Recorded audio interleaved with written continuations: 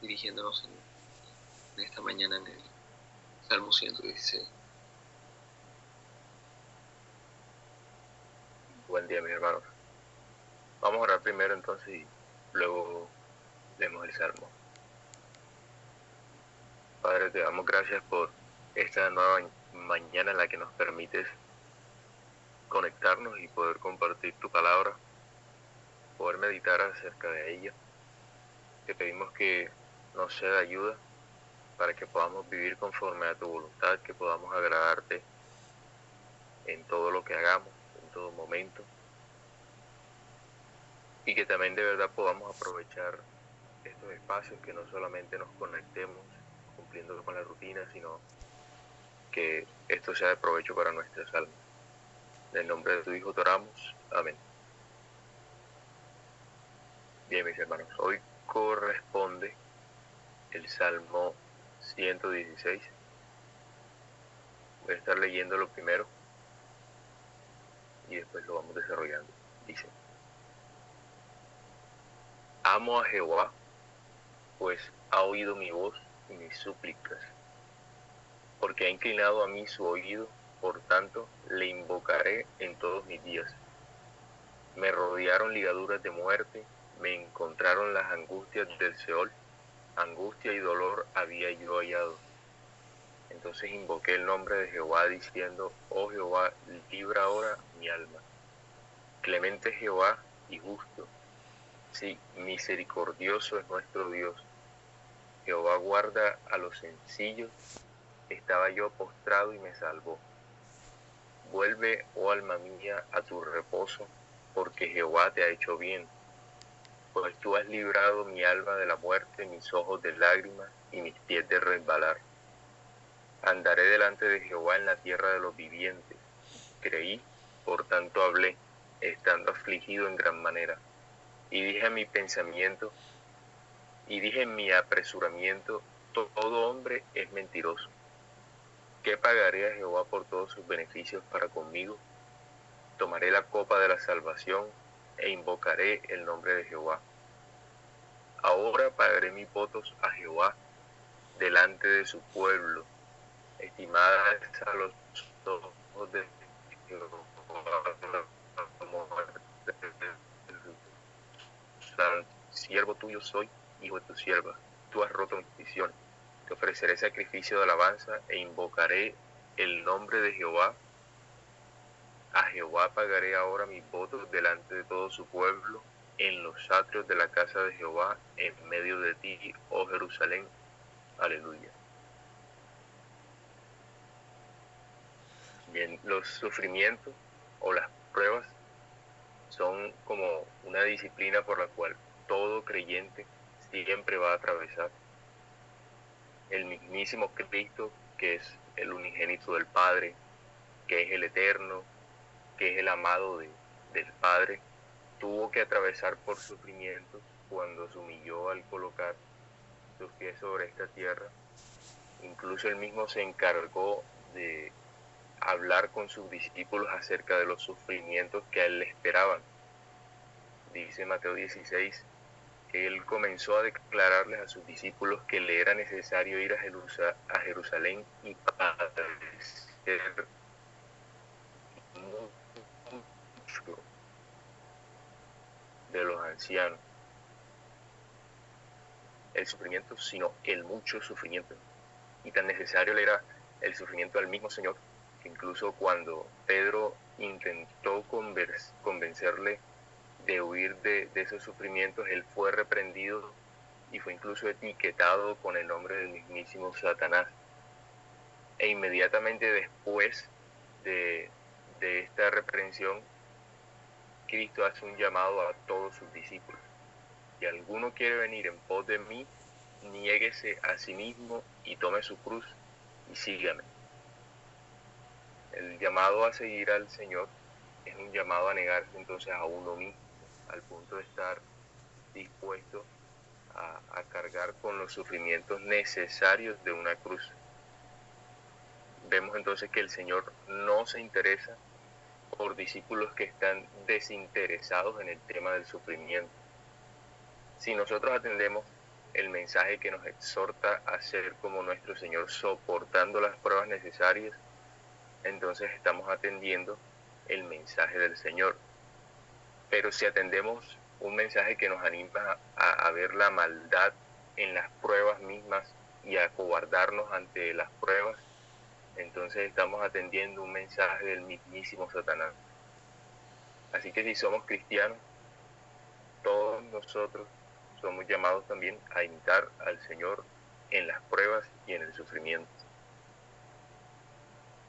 Y estos sufrimientos y estas pruebas del cristiano creo que deben ser entendidos correctamente, o incluso la vida de piedad o la vida de comunión con Dios puede verse impactada de manera negativa. Si nosotros entendemos mal el significado como tal del sufrimiento, si no tenemos una concepción bíblica cuando estamos pasando por el sufrimiento, si ignoramos la conducta que debemos tener como creyentes en medio del sufrimiento, y si desconocemos el ser y las obras de Dios en medio del sufrimiento, eso siempre va a terminar impactando nuestra vida de comunión de manera negativa. Entonces, como la vida de comunión con Dios es algo sumamente importante y es algo que debemos cuidar como creyentes celosamente, creo que es necesario que todos nosotros entendamos correctamente lo que significa los sufrimientos del cristiano y algunas cosas que podemos meditar a partir de precisamente el Salmo 116. Y creo que el asunto de este salmo es el creyente en medio del sufrimiento, o yo le puse como tema, es el creyente en el sufrimiento. Y vamos a estar considerando al menos 5 cosas para meditar en este tema del creyente en el sufrimiento. Lo primero va a ser los sufrimientos mismos del creyente. Es necesario que nosotros hablemos acerca de lo que los sufrimientos mismos en el creyente significan, porque muchos malinterpretan el sufrimiento. Algunos que profesan la fe e incluso verdaderos cristianos podrían estar disfrazando con sufrimiento lo que en realidad está siendo la consecuencia de sus propios pecados. Por eso encontramos en la Escritura advertencias como las que hace Santiago. Cuando alguno es tentado, no diga que es tentado de parte de Dios, porque Dios no puede ser tentado por el mal, ni Él tienta a nadie, sino que cada uno es tentado cuando de su propia concupiscencia es atraído y seducido. Amados hermanos, no erréis, dice Santiago 1, 13 y 16. Entonces pensar que nuestro propio pecado es una prueba o es un sufrimiento, eso es un error. Y es un error al que cualquier creyente está expuesto y del que todos nosotros debemos huir. Algunos sufren como cristianos de verdad, pero otros padecen como homicidas, chismosos, así como nos dice Pedro en su primera carta.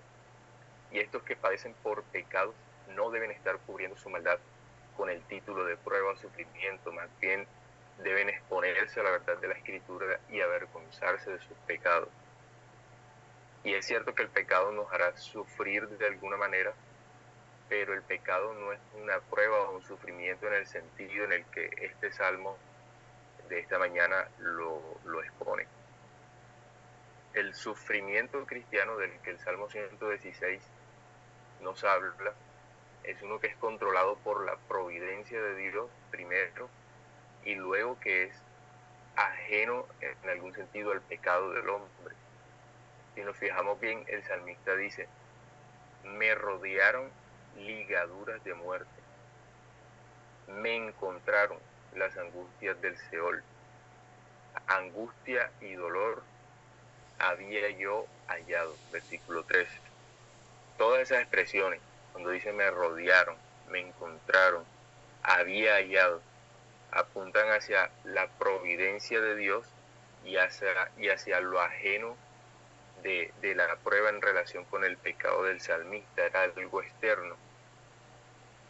Una cosa es entonces ser probado y hallado en sufrimiento providencialmente, y otra es la búsqueda de un padecimiento que sea por causa de mi pecado. Pedro también lo dice en 1 Pedro 4:12: amados, no os sorprendáis del fuego de prueba que os ha sobrevenido. La prueba sobrevino por el control providencial de Dios, pero el padecimiento del homicida fue buscado por su propio pecado. Entonces unos padecen como pecadores por su propia conducta y voluntad pecaminosa, mientras que otros padecen como cristianos de verdad por la mismísima voluntad soberana de Dios. El mismo Pedro vuelve y dice: de modo que los que padecen según la voluntad de Dios.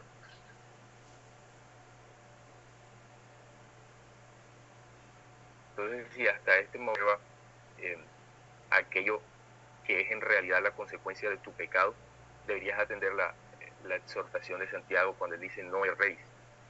La prueba y el sufrimiento del cristiano consiste, de nuevo, en una que es ajena a su propio pecado y que además es controlada por la providencia de Dios y que es buena. Luego de entender esto, podrías decir entonces que lo que sufres es una prueba de Dios, o no será más bien el padecimiento por tu propio pecado. ¿Cuántas mal llamadas pruebas de Dios podrían desaparecer de nuestras mentes si tan solo nosotros supiéramos diferenciar entre la prueba que de verdad viene de Dios y el padecimiento que es por causa de nuestro pecado? Incluso eso le haría mucho bien a nuestra alma, porque el saber diferenciar entre la prueba que de verdad viene de Dios y el padecimiento que es por nuestro pecado nos va a ayudar a asumir las responsabilidades que nos toca a nosotros. Porque si nosotros creemos que el padecimiento por nuestro pecado es la prueba y el sufrimiento que viene de Dios, entonces estamos colocando nuestra responsabilidad de lidiar con ese asunto en alguien que no somos nosotros. Y si hacemos eso, nunca vamos a mortificar entonces el pecado apropiadamente. La prueba que verdaderamente viene de Dios siempre va a estar fuera de nuestras manos, no la vamos a encontrar, va a ser algo soberano que solamente Él controle en su providencia. Podríamos ser rodeados por ella, encontrar angustias por ella, por la prueba de repente, y en ninguna de estas cosas nosotros tendríamos control. Pero el padecimiento por nuestro pecado siempre va a ser responsabilidad nuestra. Así que dediquémonos a conocer lo que verdaderamente significa el sufrimiento y lo que significa la prueba cristiana para poder huir de esos errores que surgen de nuestro corazón engañoso. Ya aclarado entonces este tema del sufrimiento cristiano, consideremos ahora la intensidad de los sufrimientos que encontramos al menos en este salmo, y que va a ser una intensidad por la cual todos nosotros debemos atravesar también cuando sufrimos. Nosotros vemos que el salmista habla de la intensidad de esos sufrimientos. Por lo menos el versículo 3 lo da a entender. Él dice: me rodearon ligaduras de muerte, me encontraron las angustias del Seol. El sufrimiento él entonces lo está comparando con la muerte y con el Seol, y no solamente eso, con ligaduras, lo está comparando con angustias. Y además de eso, está diciendo que le rodean. Entonces es una prueba sumamente intensa, es una prueba que le da sensación de muerte, no es cualquier cosa. El versículo 8 también nos habla de la intensidad de esa prueba. Dice: pues tú has librado mi alma de la muerte. Nuevamente compara su prueba con ese sentido de muerte, con ese sentido de que la muerte está allí, está cerca. Versículo 10. Creí, por tanto hablé, estando afligido en gran manera. Entonces todo ese sufrimiento, que es una sensación de muerte, él lo expresa como un sufrimiento que es en gran manera. Nos deja ver entonces que el sufrimiento de un cristiano puede ser un sufrimiento sumamente intenso. También vemos efectos que puede producir ese sufrimiento en nosotros. Versículo 3 del Salmo 116 dice: me rodearon ligaduras de muerte, me encontraron las angustias del Seol. Angustia y dolor había yo hallado. Los sufrimientos intensos incluso van a producir en nosotros angustia, también van a producir dolor. El mismo versículo 3 nos lo dijo: angustia y dolor había yo hallado. Van a producir lágrimas. Versículo 8: pues tú has librado mi alma de la muerte, mis ojos de lágrimas. Y también el sufrimiento puede ser tomado como una ocasión para pecar de parte del creyente. El versículo 8, el salmista lo reconoce: pues tú has librado mi alma de la muerte, mis ojos de lágrimas y mis pies de resbalar. Él sufre bastante por el sufrimiento, pero además de eso, también se expuso a que sus pies resbalasen o a que él se rebelare contra Dios mientras sufría. Una de las cosas a las que más estamos expuestos, no por el sufrimiento mismo, no por causa del sufrimiento, sino por nuestro propio pecado en medio del sufrimiento, es, por ejemplo, a la queja contra Dios cuando sufrimos. Y eso lo vemos nada más y nada menos que en Job, que tuvo momentos en los que confió en el Señor, confió en su soberanía, en su providencia, pero también tuvo sus momentos de queja. Lo vemos en Jeremías, que también tuvo momentos de confianza en Dios, pero tuvo otros momentos en los que ni siquiera quería seguir predicando el mensaje que Dios le estaba mandando a predicar. Así que el sufrimiento de un cristiano, a partir de este salmo, podríamos decir que puede llegar a ser intenso. Sus efectos son angustia, dolor, lágrimas, y que si nosotros nos descuidamos podríamos tomar esos sufrimientos como ocasión para pecar.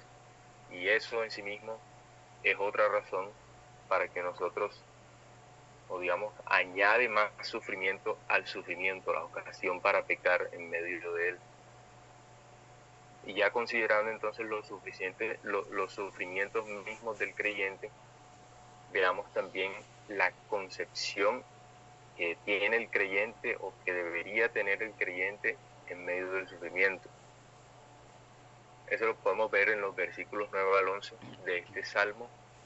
Vemos que el salmista tiene una concepción de su futuro. En el versículo 9 dice: andaré delante de Jehová en la tierra de los vivientes. Es increíble que en medio del sufrimiento él hubiese podido decir esto, acordarse de qué es lo que le espera, y acordarse que al final de todo él va a andar en la tierra de los vivientes delante de Jehová.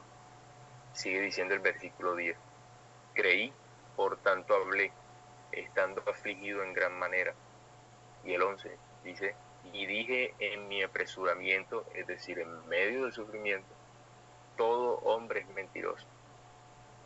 Entonces vemos que él tiene una concepción de su futuro, pero también tiene una concepción de la firmeza de su futuro, porque él dice: creí. Él estaba totalmente convencido de las promesas del Señor en medio de tan intenso sufrimiento, en medio de tanta angustia, de dolor, de lágrimas. Él pudo recordar cuál era su esperanza, y no solo recordarla, sino estar firme en esa esperanza. Y también vemos que hubo una concepción del sufrimiento presente, hubo una concepción de su futuro, confió en eso, y luego también tiene una concepción o una interpretación del sufrimiento presente. El versículo 11 ya leímos que decía que él mismo se dijo a sí mismo en su apresuramiento que todo hombre es mentiroso.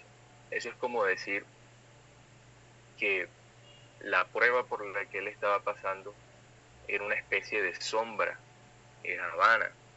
Nosotros leímos hace poco en el Salmo, si no estoy mal fue el Salmo anterior, que los ídolos no son nada.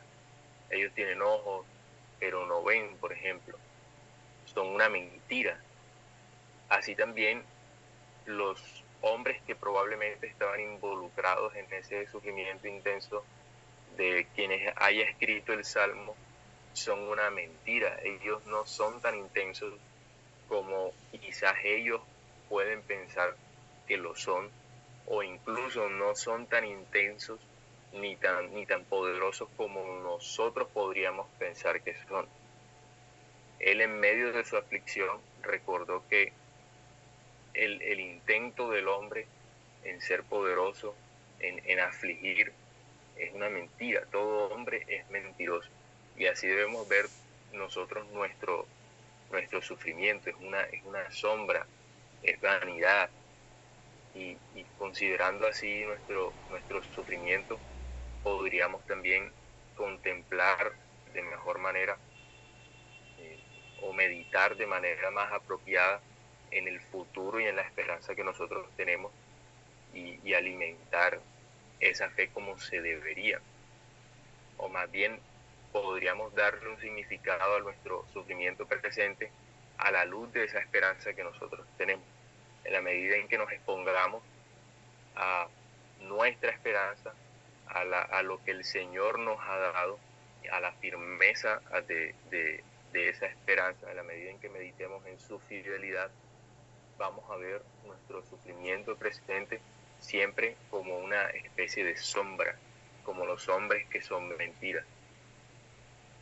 Así que hemos visto los sufrimientos del creyente mismo, hemos visto también la concepción que el creyente debe tener de su sufrimiento y en medio de su sufrimiento, y creo que también el Salmo nos guía a conocer la conducta del creyente en medio del sufrimiento. En el versículo 4 vemos que el salmista oraba. Entonces invoqué el nombre de Jehová diciendo, oh Jehová, libra ahora mi alma. Y esto vendría a ser como producto de todas esas meditaciones o toda esa concepción bíblica que nosotros tenemos de nuestra situación y de nosotros mismos. Ser llevado a la oración. Pero también hay un ejercicio de fe, versículo 10. Creí, por tanto hablé. Su fe, el haber ejercitado su fe al tener esas verdades bíblicas tan claras en su mente en medio del sufrimiento, fue lo que lo llevó al final a hablarse a sí mismo y a considerar la mentira de su sufrimiento, la vanidad de su sufrimiento. Así que hay una conducta que debe caracterizar al creyente en medio del sufrimiento, y es más que todo, al menos a partir de este salmo, la oración y el ejercicio de esa fe. Y obviamente es evidente la misericordia de Dios en el sufrimiento. A partir de este salmo, en el versículo 5, el salmista lo afirma. Dice, clemente es Jehová y justo. Sí, misericordioso es nuestro Dios. Y también nos muestra la expresión de esa misericordia. Siguiente versículo, el 6. Jehová guarda a los sencillos. Estaba yo postrado y me salvó. Él es misericordioso y expresa su misericordia guardándonos aún en medio de un sufrimiento tan intenso. Y luego vemos también algunos efectos de esa misericordia de Dios en medio del sufrimiento. El salmista empezó diciendo, amo a Dios, y nos da la razón. Amo a Dios, amo a Jehová, pues ha oído mi voz y mis súplicas. En medio del sufrimiento oró, el Señor le escuchó y lo guardó del sufrimiento. Y esto fue motivo para que el salmista expresara su amor de manera genuina hacia Dios. También hay un reconocimiento de su identidad. En el versículo 16, él se considera como su siervo. Cuando alimentamos la fe apropiadamente en medio del sufrimiento, en realidad vemos que el sufrimiento es una oportunidad para seguir sirviendo al Señor, porque seguimos siendo siervos del Señor en medio del sufrimiento. También hay un crecimiento de la fe, porque él dice: estimadas a los ojos de Jehová la muerte de sus santos. Antes se sentía que se estaba muriendo en medio del sufrimiento, y ahora, cuando el Señor lo ha guardado y lo ha socorrido, ahora no se interesa tanto por la muerte, sino por la gloria que da incluso la muerte a Jehová. También hay resoluciones sinceras. Él dice que va a orar en todo tiempo a Dios, que va a pagar sus votos, que va a adorar públicamente en los atrios de la casa de Jehová, en medio de Tío, Jerusalén. Así que todas estas cosas, el amor, el reconocimiento de esa identidad de siervos, el crecimiento en el ejercicio de la fe y unas resoluciones piadosas, sinceras, genuinas, son efectos de la misericordia de Dios en el creyente. Así que, mis hermanos, ya para concluir, vimos un poco acerca de los sufrimientos mismos del creyente, la concepción que tiene o que debe tener el creyente en medio de su sufrimiento, su conducta en medio del sufrimiento, la misericordia de Dios para con nosotros en medio del sufrimiento y también los efectos de esa misericordia. Y podría agregar que nadie ha sufrido más que el Señor. Y aún así, el Señor, en medio de su sufrimiento, también fue socorrido por el Padre, y sabemos que se sentó a la diestra de Dios. Y por ese sufrimiento que Él tuvo, Él sabe socorrernos a nosotros como ninguna otra persona en medio de nuestros sufrimientos, porque vino a entender por muchos años lo que significa padecer en esta carne, solo que sin pecado. Así que espero que podamos meditar en estas 5 cosas a lo largo del día, y que cualquiera que sea nuestro sufrimiento, vamos a estar siempre confiados en el Señor, y que también evitemos pensar que las consecuencias de nuestro pecado son sufrimiento. Las consecuencias de nuestro pecado no son sufrimiento, son simplemente las consecuencias de nuestro pecado, y debemos asumirlas y arrepentirnos. Vamos a orar entonces, y si alguien quiere participar, lo puede hacer. Padre, te damos gracias por ayudarnos a entender un poco más acerca del sufrimiento. Te pedimos que nos guardes de huir de nuestra responsabilidad por nuestro pecado, de nuestra responsabilidad de arrepentirnos, que nos muestres cada vez más con tu palabra lo que es correcto, y que eso empiece a formar nuestro carácter, nuestro corazón, nuestra forma de conducirnos, incluso en medio del sufrimiento, y así podamos agradarte y estar confiados. En el nombre de tu Hijo te oramos. Amén.